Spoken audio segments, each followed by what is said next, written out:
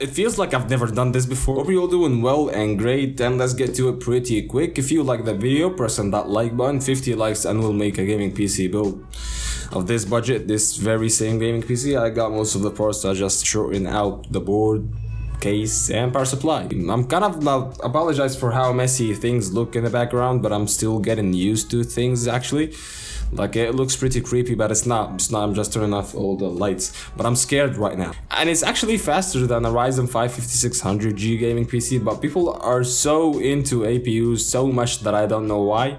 Like, they instantly go to APUs. As I said, press the like button, subscribe, and yeah, let's get to the parts. So the first part that we had, it was on sale, but it's not anymore. But hey, you can find it on sale actually for the same price anytime soon, because we're getting closer from Black Friday. November is a pretty sweet month. So we're looking at the Core i5-10400, but for the gaming PC that I'm gonna be building, we are looking at the infamous, oh so popular, where is it? Yeah, the Core i5-11400. Anyways, this is the i5-11400. You'll be looking at some B-roll right now. I got that thing for like 170 bucks, 180 it wasn't for sale actually, but I got it for a good price. And I don't think you'll find any performance difference between the 10400 and the 11400. So yeah, get the 10400 if you got the money, if you could find it for a good deal, I mean. And if you got more money, get the 11400. Yeah, it's there is a slight bit of difference, but you'll never notice it in a PC like this. Both CPUs are 6-core 12-threaded CPU from Intel. I'm not that hyped about Alder Lake because it's still so early to be hyped about the budget PC parts. Yeah, the 12600K, 12900K, 700K, all these PC parts, they're pretty hypeful. But that golden cores and silver, I don't know what it's called, like it's like a 12-core CPU, but it's not 24 threads, it's 16 or 18, something like that. I wish I could see that on the 9th gen CPUs, not this gen. It feels like a step down from what was already a step down, which is the 11th gen CPUs. Like, there was a 10900K, now it's an 8 cores, 16 threaded 11900K. If you know what I mean. I'm sorry for speaking too fast, but it's not that important thing. If you know what it is, then you agree probably. But hey, I guess this is the best budget CPU part you can get right now, the 11400 or the 10400 for the price. Somewhere around 150, 180 is a good price for it.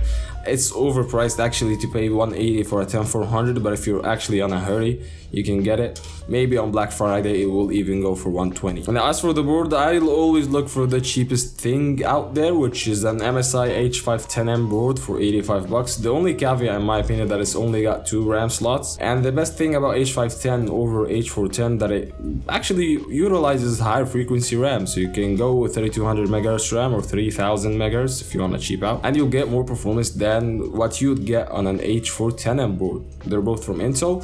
Just one quick note that I didn't know before, H410M boards do not support the 11th gen CPUs. It's not about upgrading the BIOS, they just don't support it, which is kind of sad. It feels like Intel have done a lot of cutbacks, but it is what it is. 85 bucks is a bit overpriced for boards compared to AMD, but maybe because the Intel boards have pins other than AMD CPUs, they are the one that has pins. Yes, a mess, but it is what it is. It gets the job done. I'm gonna get one, really. And I'm feeling bad for paying 85 bucks on a board like this. As for the RAM, yeah, you can go 2 gig sticks to 3000, 3200 megahertz. I'm really fucking scared. I just so scared that I found someone behind me or something. Anyway, we're looking at 2 8GB sticks of DDR4 3200 MHz RAM. The one that I have is 2600 because I'm using it on an 8th gen PC. But hey, you got the point. 16 gigs is more than enough. If you want to upgrade to 32 gigs in the future, you can just slot these out, sell them, and get 32 gig sticks. But hey, DDR5 is on the horizon, so yeah, maybe DDR4 RAM will be cheaper at that transition time, which is right now. It's for like under 45-50 bucks, which is a pretty good price in my opinion, and you cannot go wrong with it at all.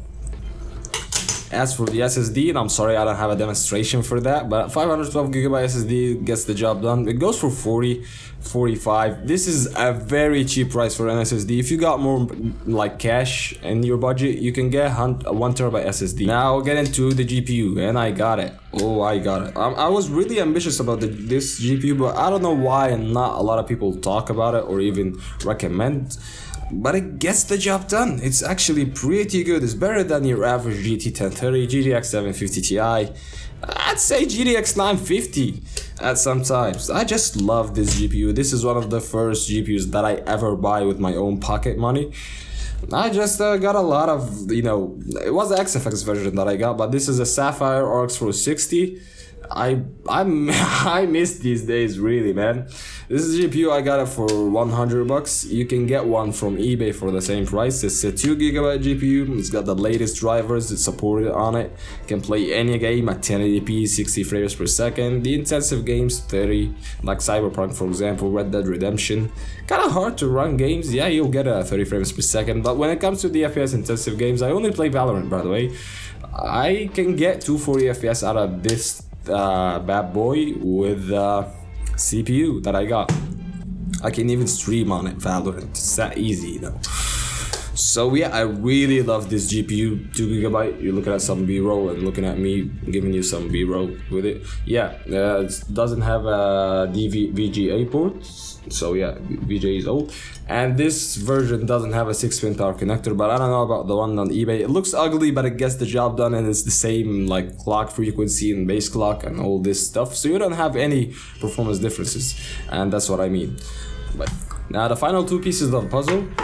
You got the case and the power supply. The power supply, I myself am getting an EVGA 400 watt power supply bronze certified.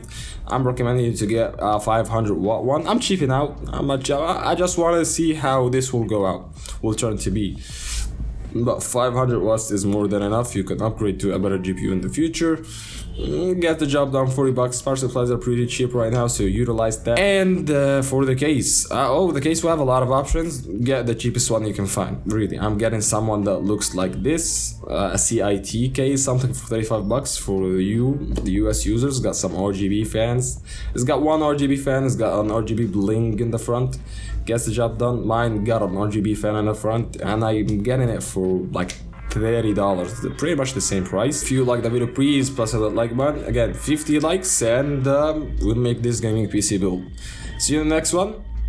I know I look weird, but hey, I'm bald, bro. Look at that.